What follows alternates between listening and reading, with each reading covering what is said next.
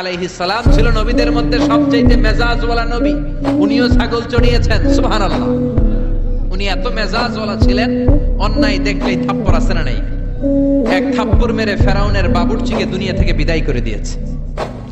সবাই বললো এটা ফেরাউনের বাবুর্চি, দৌড় দাও। সাইয়েদনা মুসা বাঁচার জন্য দিলেন দৌড়। দৌড়াতে দৌড়াতে মিশর ছেড়ে সৌদি বর্ডারে ঢুকে গেছে। ওইটা আবার আরেক নবীর বাউন্ডারি, শুআইব আলাইহিস সালামের বাউন্ডারি। শুআইব আলাইহিস সালামের দুই মেয়েকে সাহায্য করলেন, কুয়া থেকে পানি তুলে দিলেন। মেয়েরা বলল চলেন আমাদের বাড়িতে চলেন। সাইয়েদনা মুসা ভাবলেন নতুন এলাকায় এসেছি, কাউকে চিনি না, ওদের বাড়িতে যাই।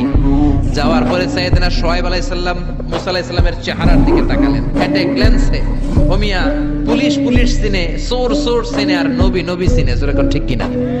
শুআইব আলাইহিস সালাম নিজে নবী, মুসা আলাইহিস সালামের চেহারার নূর দেখেই উনি বুঝে ফেললেন এটা ভাবি নবী, মানে ভবিষ্যতের নবী হতে যাচ্ছে। চিল্লায় বলেন আল্লাহু আকবার।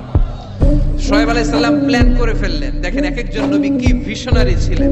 ওনার মেয়ের বয়স সাফুরা, বয়স 8 বছর।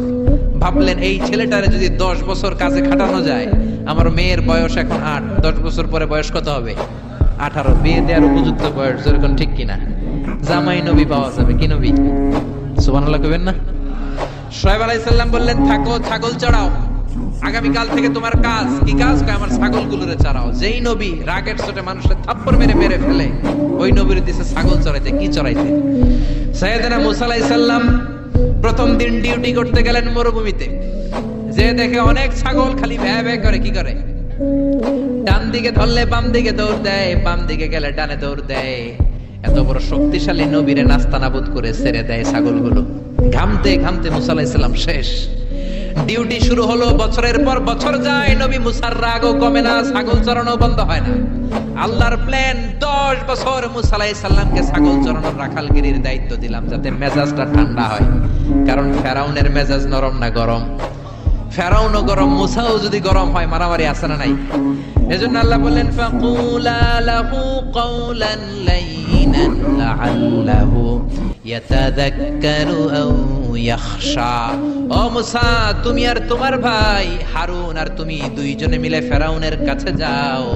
তোমার মেজাজটা দিয়েছি গরম, কিন্তু জিহ্বা দিয়েছি নরম।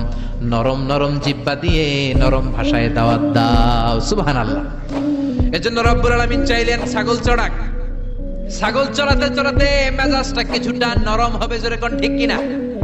সাইয়েদনা মুসা আলাইহিস সালাম ছাগল চড়াতে লাগলেন। ডানে গেলেন, বায়ে যায়, বায়ে ধরলে ডানে যায়, খোয়ারের মধ্যে ঢুকানো যায় না। ওনার একটা লাঠি ছিল, ওই লাঠি দিয়ে পিটাইতে শুরু করলেন। পিটাইয়া ছাগলগুলোরে আধামারা করে ফেলতেন। এত মেজাজ ছিল, কিন্তু মেজাজ নরম হয় না।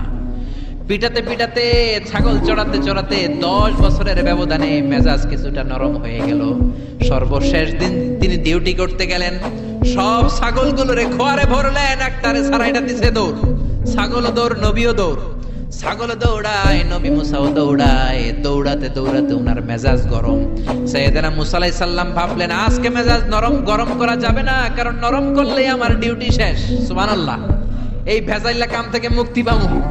সাইয়েদনা মুসা দৌড়ালেন, খামতে খামতে ক্লান্ত শ্রান্ত পরিশ্রান্ত ছাগলের পেছনে দৌড়ায়। অনেক দূর যাওয়ার পরে ছাগলটারে খপ করে ধরেছে। এবার মনে খুব ইচ্ছা জাগতেছে মাথার উপর থেকে ধপাস করে আছাড় মারবে, কিন্তু আছাড় মারলে ডিউটির টাইম আরো বেড়ে যাবে। যেরকম ঠিক কিনা? সাইয়েদনা মুসা রাগের চোটে কি আর করবেন, ছাগলের 2 পা ধরে ঘাড়ের মধ্যে নিলেন। ছোট্ট বাচ্চারা ছাগলগুলোর এইভাবে নেয় না, ঘাড়ের মধ্যে নিয়ে শান্ত বালকের মতো সাইয়েদনা শুআইব আলাইহিস সালামের কাছে ফিরে আসলেন। চিল্লায়ে বলেন আল্লাহু আকবার। এজন্য সব নবী ছিল রাইল গানাম, ছাগল চড়াতেন।